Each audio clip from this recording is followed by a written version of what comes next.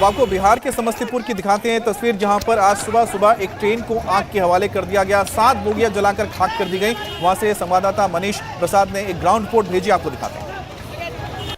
भारत सरकार ने भी इस बात को कहा है कि जो एज रिलैक्सेशन की बात ये सभी एस्पिरेंट कर रहे थे, दरअसल 17.5 से 21 साल का जो था उसमें 2 साल का वेवर दिया गया है और फिर उसके बाद इसकी उम्र अब 17 साल से 23 साल यानी 17.5 से 23 साल तक की हो गई है। 21 साल जो सीमा थी अब उसे 2 साल और बढ़ा दिया गया है।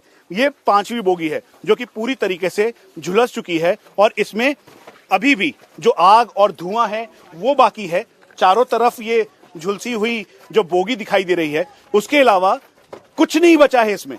आप ये समझिए कि ये वही ट्रेन है जिसके जरिए रिक्रूटमेंट रैली के लिए या फिर अपने रिक्रूटमेंट के लिए जो छात्र या एस्पिरेंट हैं वो जाते हैं, लेकिन अब इन ट्रेनों को उन्होंने पूरी तरह से आग के हवाले कर दिया और अब इस ट्रेन में कुछ भी नहीं बचा। पूरी तरह से ये डैमेज हो चुकी है ट्रेन। और इस ट्रेन के साथ साथ हम आपको ये भी बताएं कि ये जो ट्रेन है, इन बोगियों में जब जो लोग बैठे हुए थे वो दरअसल बेहद परेशान थे कि वो कैसे निकले। और इसके साथ साथ वो जो इस समय तस्वीर है वो ये भी बताती है और कई सारे सवाल खड़े करती है कि आखिरकार जब ये ट्रेन के अंदर यहाँ पे लोग पहुंचे, जब उत्पात मचने लगा, सुबह 5:30 बजे का वक्त था और उस दौरान यहाँ पर जब आग लगाई गई, ये वो जगह लगाने के बाद यहाँ कुछ भी नहीं बचा। जैसे तैसे लोगों को निकाला गया, लेकिन जब तक लोग निकलते तब तक बहुत देर हो चुकी थी। इस समय तपिश अभी भी बाकी है, आग जल रही है। इसीलिए आपको अंदर से वो तस्वीर दिखा रहे हैं जो बताती है कि अग्निपथ रिक्रूटमेंट स्कीम की आड़ में उपद्रव इतना ज्यादा हो रहा है। अगर आपको विरोध करना है तो विरोध कीजिए, लेकिन सरकारी संपत्ति का नुकसान पहुंचाना वो बिल्कुल भी सही नहीं है। और ये वो छठा डब्बा है जिसको नुकसान पहुंचाया गया। उसके अलावा ठीक आगे जब ये ट्रेन को नुकसान पहुंचाया जा रहा था, यहाँ पे जो बच्चे थे, बुजुर्ग थे, वो रो रहे थे, परेशान थे, क्योंकि उनको समझ नहीं आ रहा था उनको क्या करना है, आगे क्या होगा। और धीरे धीरे आग की लपटें आगे बढ़ रही थी।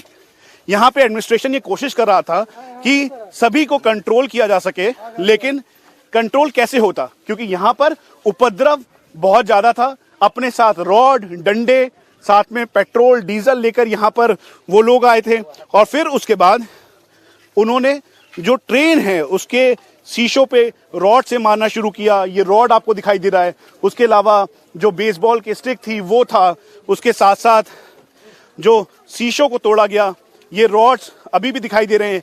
और इसीलिए जब यहाँ पर पुलिस प्रशासन के लोग पहुंचे तो उन्होंने रोकने की कोशिश की।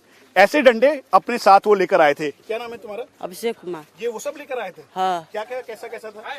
हाँ, हम भी नहीं देखे थे, अभी पटरी पर बिगा था, वो उठा के लाए थे आपको दिखाने के लिए। तो आप ये देखिए कि डंडे, उसके अलावा ये रॉड, बेसबॉल स्टिक, अंदर पेट्रोल और डीजल से पूरा जला दिया। इस जगह पर लिखा होता है कि ये गुवाहाटी से जम्मू तवी जाएगी, लेकिन अब वो पूरी तरह से जलाने के बाद झुलस चुका है। उसके अलावा यहाँ पर जो बोगी नंबर, कोच नंबर है वो अब नहीं है और ये छठी बोगी है। उसके साथ साथ 7वीं बोगी, यानी इस बोगी में सबसे ज्यादा आबादी थी, यानी करीबन 72 सीट्स। उसके साथ साथ बहुत सारे लोग थे और एसी बोगी है ये डंडे, पत्थर, स्टिक, उसके अलावा जो सामान जो लोगों का था वो ज्यों का त्यों रह गया। और आनन फानन में यहाँ से जब लोगों ने निकलने की कोशिश की तो वो निकल नहीं पा रहे थे। हम आपको ये भी बता दें कि आर्मी चीफ ने भी इस बात को कहा है कि अग्निपथ रिक्रूटमेंट स्कीम को लेकर अब जो एज रिलैक्सेशन किया गया है, उसके अलावा हार्ड एंड फास्ट रूल के तौर पर अभी और देखा जा रहा है। अगर इसमें और करेक्शन की जरूरत पड़ेगी तो करेक्शन किया जाएगा।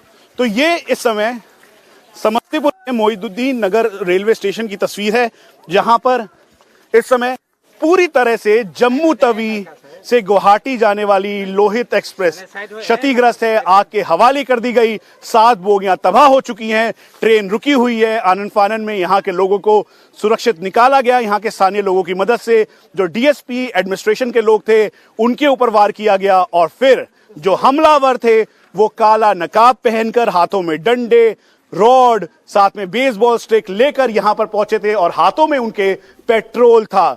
हालांकि 5:30 बजे से लेकर 7:30 बजे तक ये तांडव यहां पर हुआ और फिर उसके बाद एडमिनिस्ट्रेशन ने सख्ती दिखाते हुए उनको डिटेन करना शुरू किया तो पूरी भीड़ यहां से तितर बितर हो गई।